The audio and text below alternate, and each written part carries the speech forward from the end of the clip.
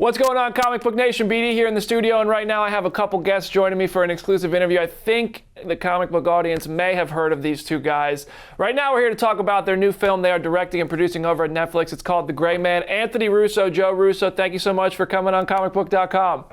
Brandon, thanks for having us, yeah, man. Our pleasure. Appreciate it. It's good to see you guys again. First of all, I want to start kind of at the beginning of this experience. When you're adapting a novel versus adapting a comic book, which we're familiar with you guys doing, Captain America stories, Avengers stories. Now you do a novel. It's not your first novel that you've adapted, though. How does that experience compare?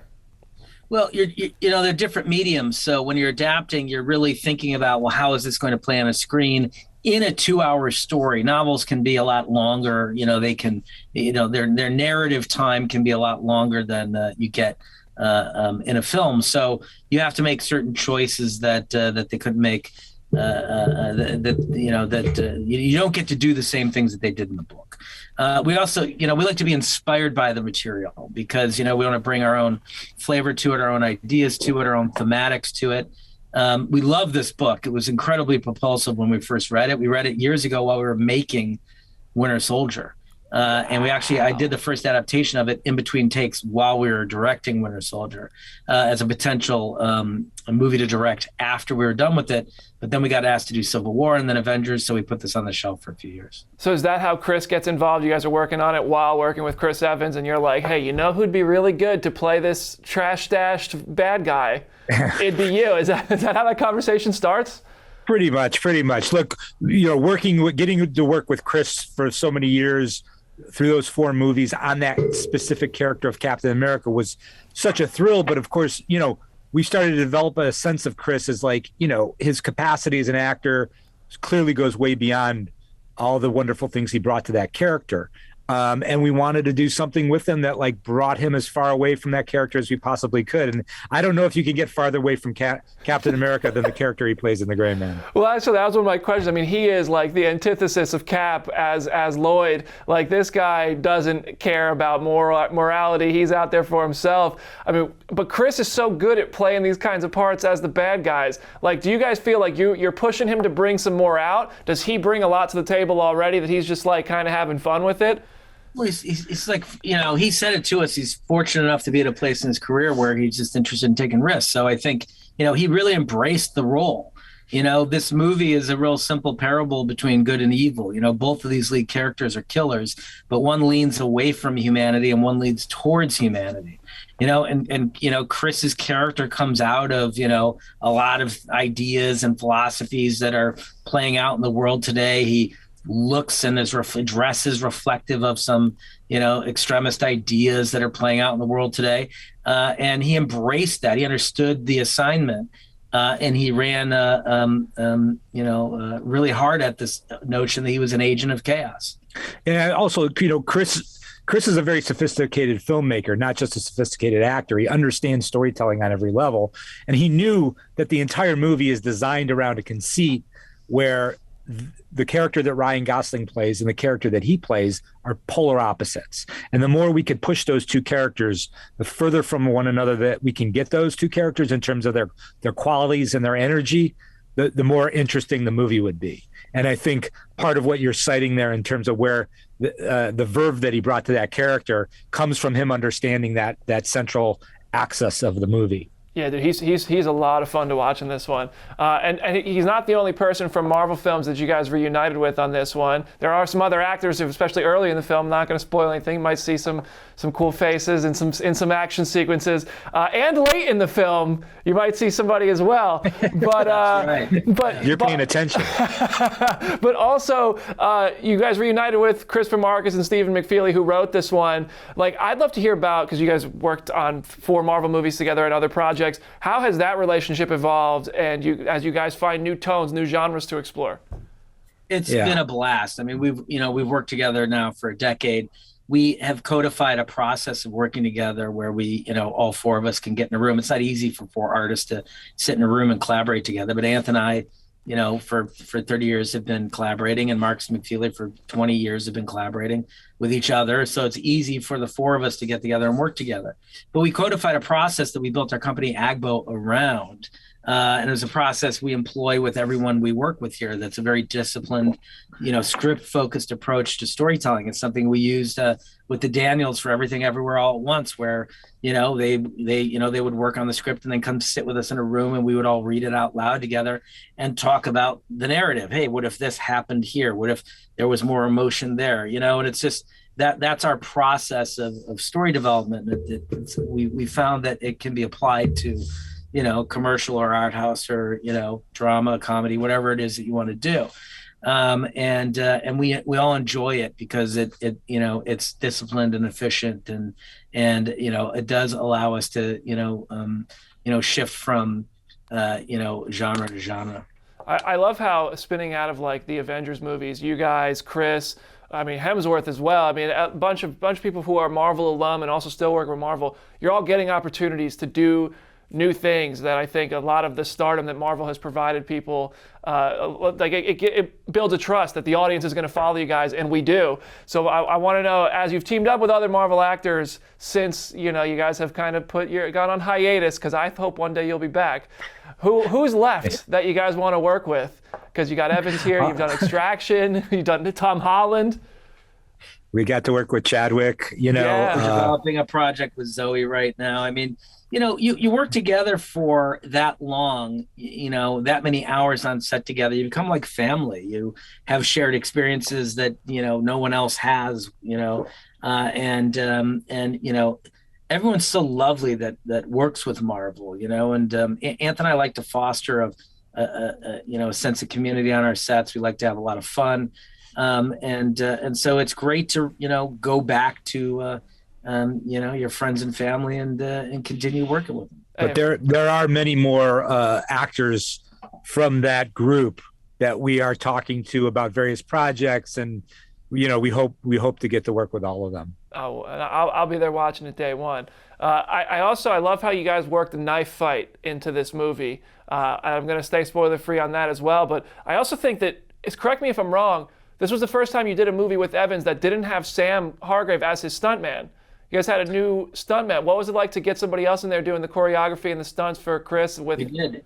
Sam was off shooting Extraction. Yeah. James Young, who did stunt choreography for us on Infinity War and Endgame, stepped up to be second unit director and co-stunt coordinator on this. So it's still all in the family. It's still all the people that we've been working with for the last decade. A lot of the stunt players are the same stunt players that we've worked with on our last 4 or 5 films. Okay. I'm convinced also, by the way, that you guys are just picking movies based on going to the coolest locations to be able to film there. And also, and also being able to use some cool, I noticed a lot of drone technology and kind of new lighting schemes that I haven't seen previously in you guys' work, that I'm curious, did you guys get to do anything brand new that felt like a challenge or just a cool opportunity with Gray Man that Netflix provided you with?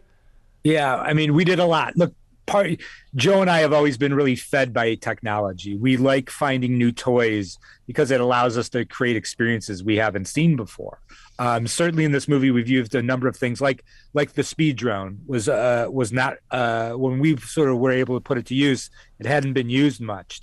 And I think it creates a sort of a really stunning, exciting effect in the movie. A lot of visual effect work that we do is innovative, and it's innovative in ways that you may not notice.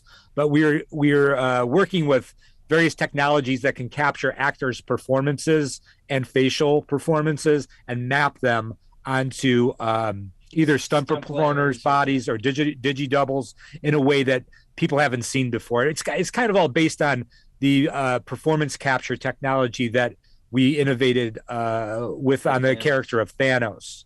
In terms of how we worked with Josh Brolin in terms of capturing and mapping his performance as a person onto a fictional character. So, technology has always been really important to us, and hopefully you'll feel, even if you don't know exactly what it is while you're watching the movie, hopefully you're feeling it.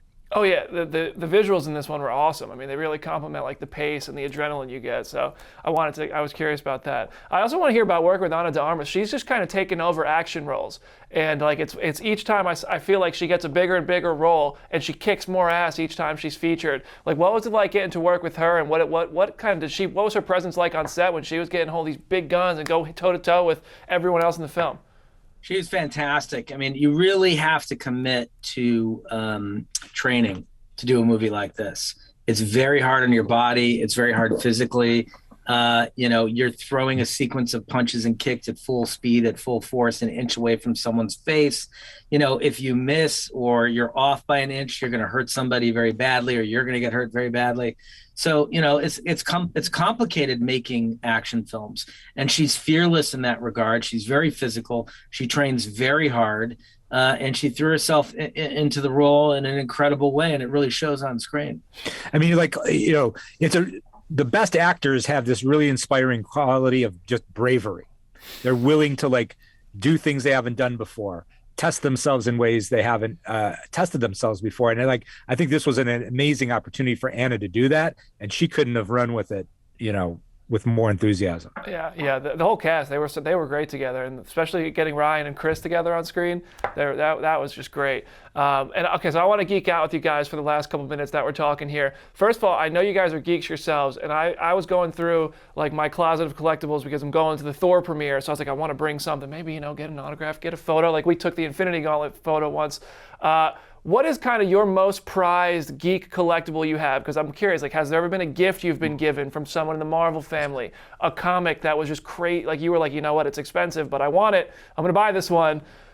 Well, this one predates any work I did at Marvel. In fact, I think I bought it at a garage sale for $0.25 when I was 12 years old, and it's the Incredible Hulk 181 issue with the introduction of Wolverine. That's sort of the prized possession of my comic book collection. The fact that I got it for $0.25 was it's like finding treasure at the bottom of the ocean. So that's mine. What's yours? I'll go with a Marvel one since you went no Marvel. We have an amazing image that was created by Ryan Meinerding at Marvel.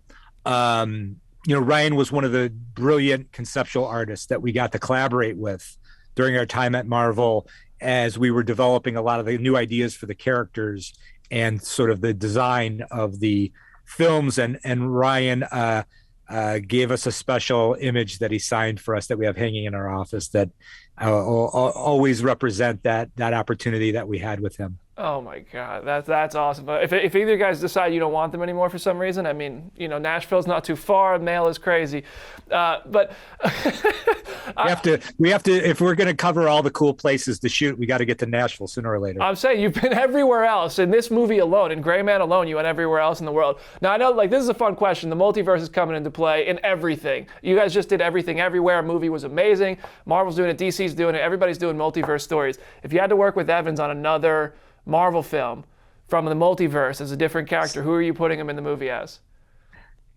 Oh, interesting. Oh my God. In this movie, in the Gray Man? In a comic book universe, if he had to play a different character other than Captain America, who you already worked with, who are you casting him as? Wolverine. That's a good call. Evans has incredible range and great physicality, and he's really good at body control. And he's an incredible actor because he is absolutely, and I don't mean this in a bad way, he is nothing like Captain America.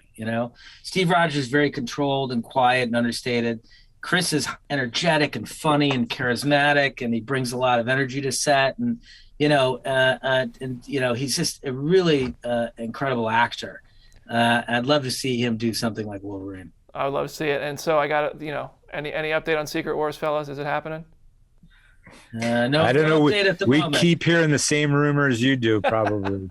Hey, I'm talking to Hemsworth on Friday. You got any questions for him? We're going to see him tonight, actually. All right. Ask him yourself. We'll come up with Good. Great, guys. It's great to talk to you, Anthony, Joe. Thank you so much for the time. Congratulations on Gray Man. Everybody watching. Gray Man's in theaters July 15th. It's on Netflix July 22nd. Highly recommend checking it out if you want to have an absolute blast watching an action-packed thrill ride by these two incredible gentlemen. Thank you so much, Anthony, Joe. I'll talk to you soon. Always a pleasure, Brandon. Thank you. Great to see you.